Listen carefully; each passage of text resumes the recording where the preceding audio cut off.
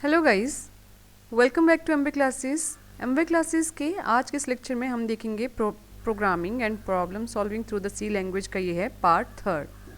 Best 40 question हम इसमें cover करेंगे। ये है relevant for NIELIT O level as well as for the all exams, जहाँ पे सी लैंग्वेज जो है वो मेंशन रहेगी सिलेबस में कि सी लैंग्वेज से आपको क्वेश्चन आएंगे या प्रोग्रामिंग लैंग्वेज से। Okay, so without wasting time let's start with the lecture. ये रहता है क्वेश्चन का स्टाइल। नाइलेट ओ लेवल में क्वेश्चन आते हैं इस तरह से। ऊपर मेंशन रहता है कि आपका ये है programming and problem solving through the C language का पेपर। कोड है इसका M4R3। दो पार्ट में पेपर रहता है। पार्ट 1 में आते हैं 4 क्वेश्चन, पार्ट 2 में होते हैं 5 क्वेश्चन। पार्ट 1 जो है ये टीयर ऑफ आंसर शीट में होता है, जिसका मतलब OMR शीट में है ये, ठीक है। और पार्ट 1 जो है आंसर बुक फर्स्ट में इसके आंसर देने हैं। मैक्सिमम टाइम अलॉटेड रहता है पार्ट 1 के लिए 1 आवर का और पार्ट 2 के लिए है 2 आवर्स का। ओके, सो पार्ट 1 की जब हम आंसर शीट को वापस कर देते हैं तब पार्ट 2 के लिए हमें आंसर बुकलेट प्रोवाइड करवाई जाती है, जिसमें क्वेश्चंस के आंसर आप रिटन फॉर्मेट में देते हैं, that means descriptive type. Okay, so ये जो क्वेश्चन पेपर है ये है जुलाई 2008 का सी लैंग्वेज का। सो पार्ट 1 को हम आज के इस लेक्चर में कवर अप करेंगे। पार्ट 1 में रहते हैं आपके MCQs टाइप के क्वेश्चंस। तो क्या आंसर हैं, क्या क्वेश्चंस हैं। फर्स्ट पार्ट 1 में भी फर्स्ट क्वेश्चन रहता है MCQs 4 ऑप्शंस 1 क्वेश्चंस। ओके, सो फर्स्ट क्वेश्चन है ये कि इंट जेड की डेटा टाइप इंट है और वेरिएबल आपको दिए गए हैं यहाँ पे, और इसमें पूछा है कि जेड की वैल्यू जो है वो आंसर में क्या आएगी आपके पास। ठीक है, जब ये आप कैलकुलेट करके दोगे तो जेड की वैल्यू क्या रहेगी।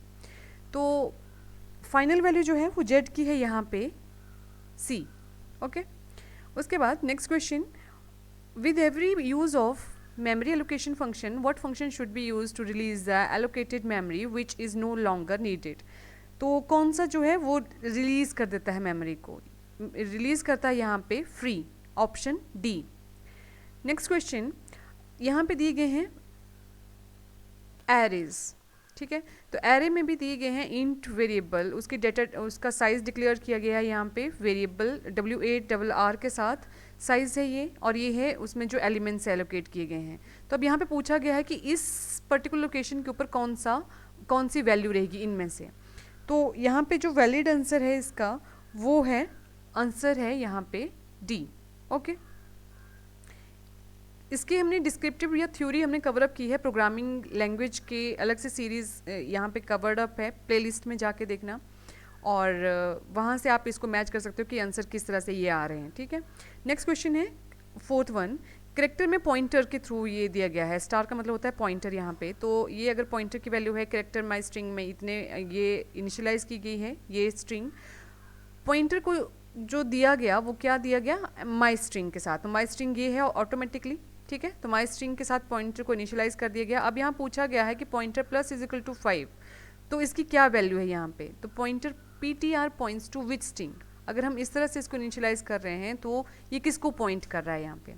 तो ये कर रहा है, आंसर है यहाँ पे इसका FG, ठीक है।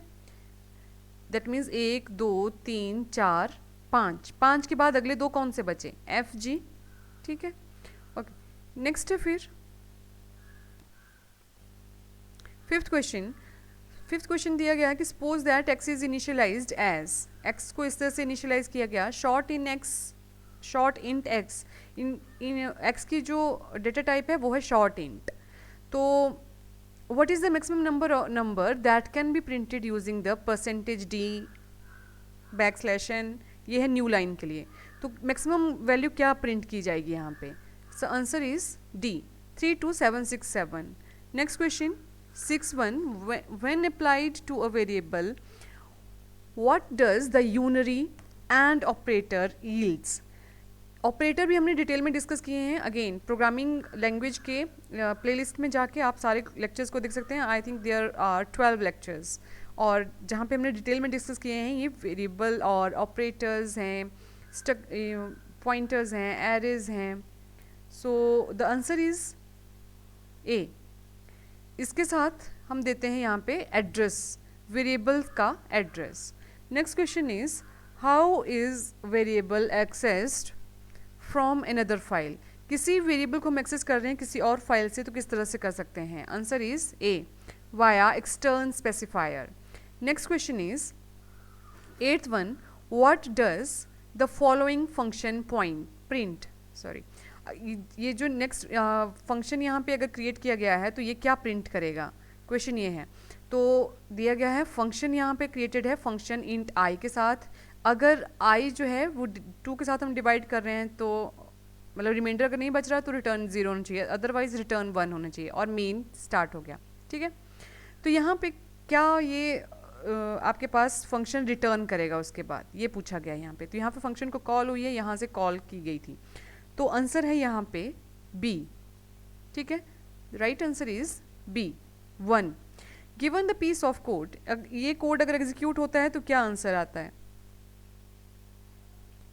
ठीक है, तो कोड है यहाँ पे इंट ए को, फिर से एरे की डिक्लेरेशन है 50 के साथ, यहाँ पे पॉइंटर है पी ए के लिए ए दिया गया। तो to access the 6th element of the array which of the following is incorrect, इनमें से कौन सा जो है वो इनकरेक्ट है अगर हमें 6th एलिमेंट को कॉल करना है। So the incorrect one is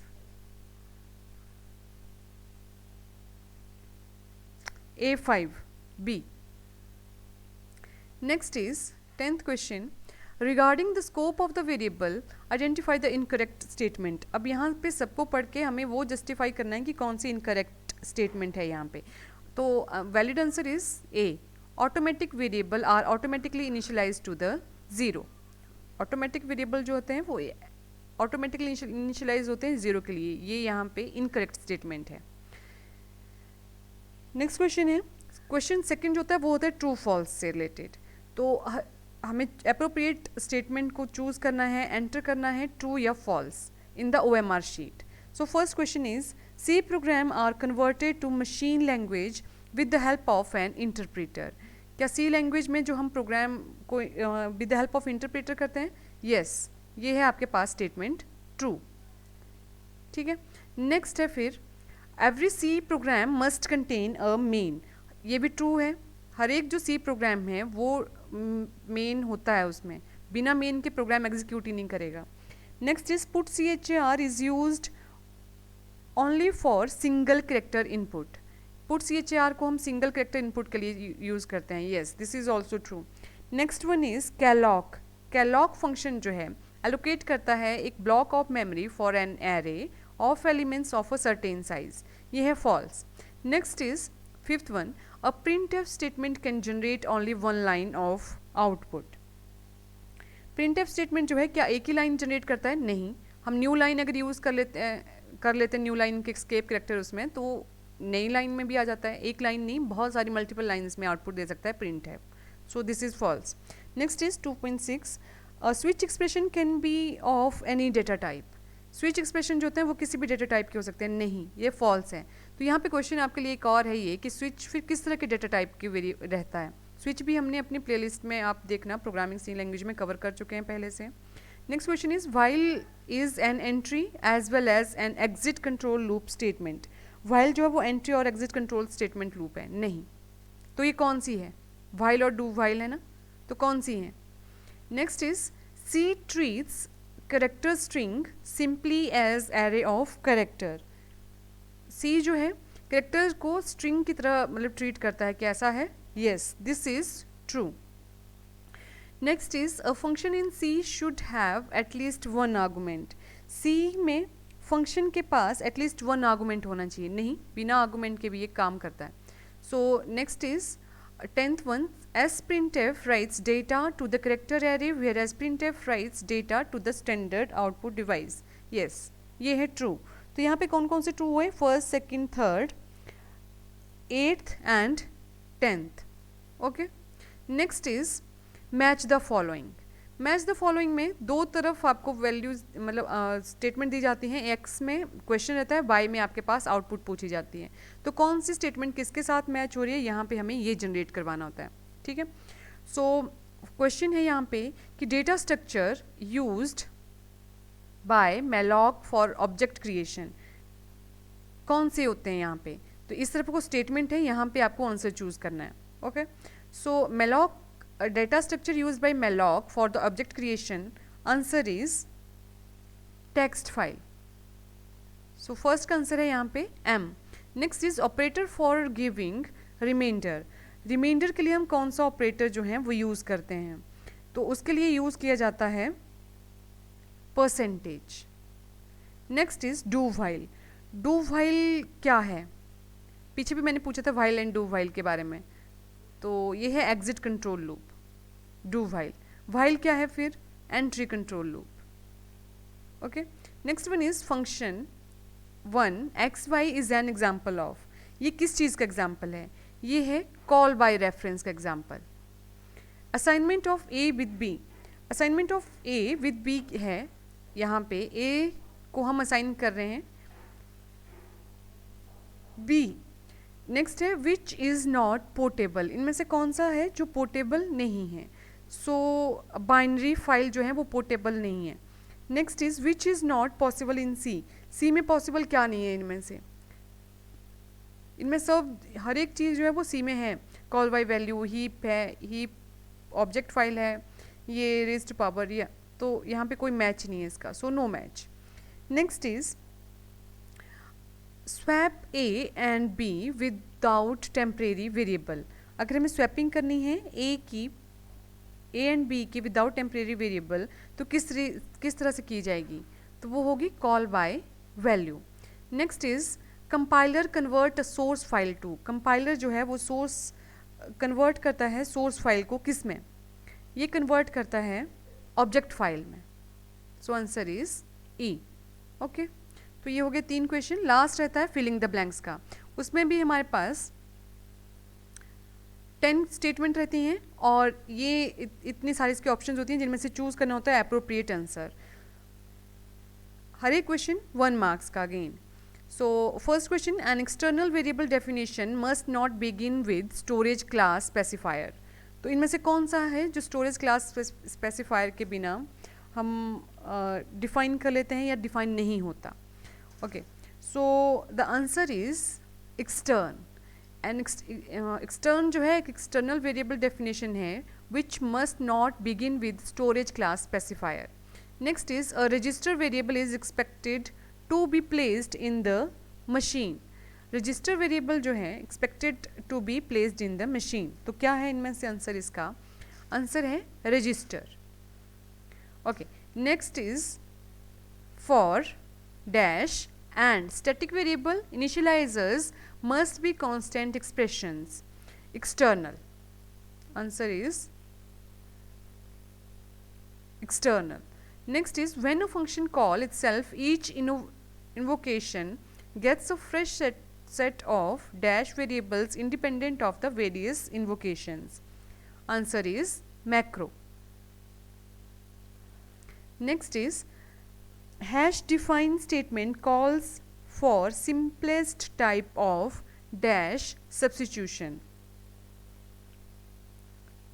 Sorry, this one is already completed, so answer is macro. When function call itself, each invocation gets fresh. Okay, so answer for this one is automatic. Fourth का answer है H and fifth का answer है A. Next is 6.1. The function iseek provide a way to read or write a file in dash order. तो कौन से order में? randomly. iseek. Okay, iseek के through जो है हम फाइल को randomly ऑर्डर में रीड आउट कर सकते हैं. Next one is print percentage, then pointer of s max s can be used to print at most dash character from a string s.